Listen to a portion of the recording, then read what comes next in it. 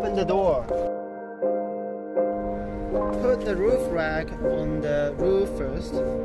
Hold the strap and push it to the other end.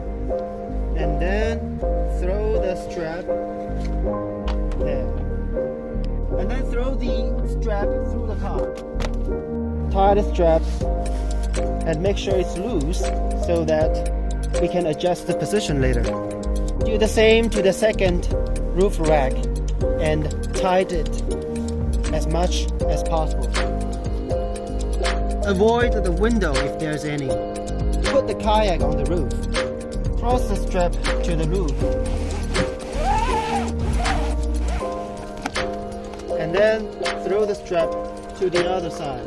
Cross another loop and tie it. Tightly this time.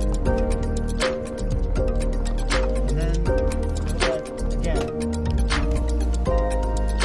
Before going to the highway, use another 1 or 2 extra straps to make the kayak firmly attached to the car roof.